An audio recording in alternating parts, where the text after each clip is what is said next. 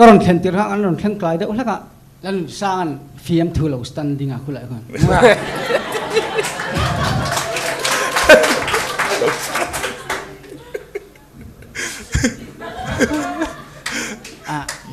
fiam thu face a hanin atel dona enge jam lo khan tumul to ka station ding chia an rep vela ka microphone jam lo za la zanin chau chu te kha ti vela an suele don dek deka pakhat pu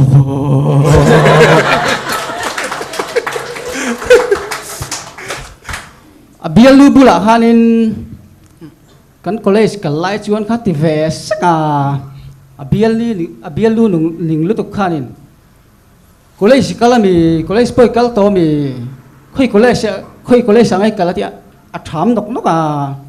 ani college ming pakhat po lo khele si lo chan lo kha khre si zak le de bok si sang chuan a college sa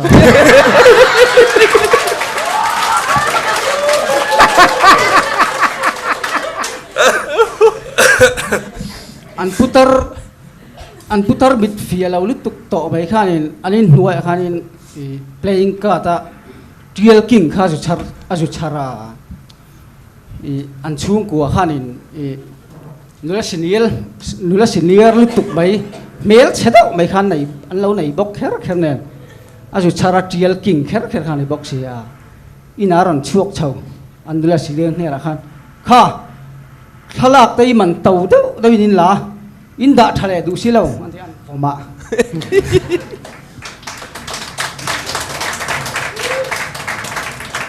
a first laugh mangai masak bar mai hanin pasal khana isan dona atuar le tuk me manilo ma tuar in to inti to na kalain alom na han an vok vul lai thau em mai an duat em mai kha alom na han la ron dil zui ti ngai na ha om to bok si lo chap truo chung khan sing ni sang ngai la mero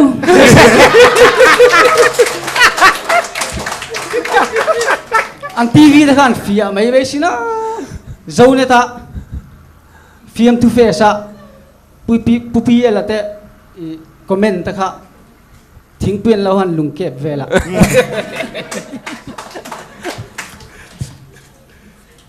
mel chasi a senior to ro puisi ka chas kha ti ve ra a chu ta khan sual ve shim nang kha ka chas ti ve rang turin lo ram thim vai ringot ro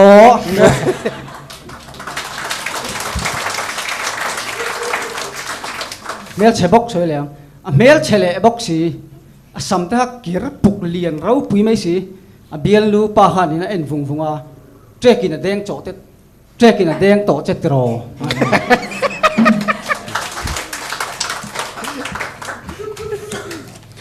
mal som dong ze la mal som dong zua la iti lo mom mange o ala nun sang te reng po hi khong e mom le ala standing tar nge mo le standing kha moi zet mai ni ron kuai hera fiam thu thadeu mai a iron chantira a tha ka ti khop mai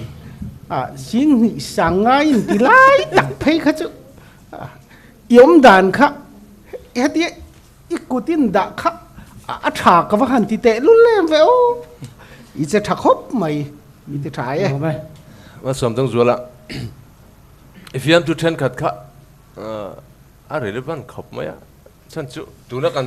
thil thleng lai reng te kha fiam thu hai ron chan tira ma se ilat kal zel don ni chuan inti siak kha kan ni wangin i ve reilu tuk deuh thin kha ka uya kai chuan a chan chu i fiam thu kha anui zat thak bok sia kan lo chang ngara kan han nuya hun kha la tam thina kha ka uya kai chuan tin i lo chuak kha i phur vak mel lawa mai ro chu i han chet ta ka chuan ka ril ro lo lang chu khoi lai emo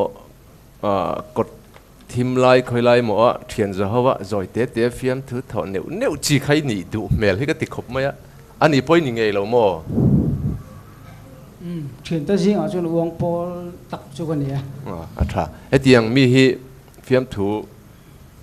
kan nui pui tam ber hi an ni thina helaya mi pui ma hei heti za ta life le ngalin fiam thu in an thoi a har ti hi kan khreng maya chuwangin in ron fiam thu in ron tho hi heta amuna nui za thlak vak lo angalang po hi khoya a lo en tu de tan chun nui za thlak fe khani theya chuwang zani ron chet hi hun kha iti uyom de we ti lawa chuan i che tha ka ti tho mai kai chuan ka lo me til pan ni chaw se veng o e senior nula senior tlangwa senior de khai soi ngun riau ma nula senior tlangwa senior zinga seilian indi emon le o chukalo tiang e nang ma hi senior ve sim sim ngen venga senior ti hian in ming hian lam chinem ni sim sim kan zo le tang che lam chuang lo e i senior to em senior ve to e senior ila senior ve tho khat to ni gring amo khan bilam pang fiam thu khan in iril ru in ne riau ka sia ngai soi du nei mi in mai khai kuang dur box yo ni mai kai trong dur kha senior han tia a ke tri pi te se kal over lo ro pui me a oh amaro chu e chiang mo kan ve o chiang e kan ve a henin nula senior ret lang wa senior te hi an tam e an lo e mani en ngei don ni o e mam ni chu ma chu ni mo karin dan chuan ke ma nula phan chang deuh hlek zinga hianin du ang reng zet ti nei ni ma mang o ka lo tia hela ma tang hin chan ni la ni lo mo i chiang lo ani cho do te ni ka du ve tho ni oh hey je ma bo khotang te khan oh ma som dong zo la nula senior ho khan lo khong ai ru o kan lo me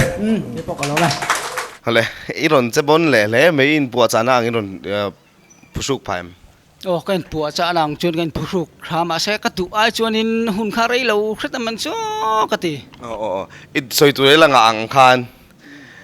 ani le lalun sanga standing chui lai sak ve do la kan lo mon chon lei sak lo iron nei tra ema i lai sak tamai mon ke te ya tana I alom om chon second round hi tlinin ring shim shim ema ti ra nge I tum lo do ni tling ve zo o second round hi in sei thana uang pui chang lo se ti meng I tun second round hi katlin kan ring lutuk ve pathian zara alom om ni e tling I ama po ni ron che thapai ron che na boka alom om ron tlinga chon ale pe ka po ai tha che turin du sana kan hlan che ai tha in bo se turin chon kan lom lutuk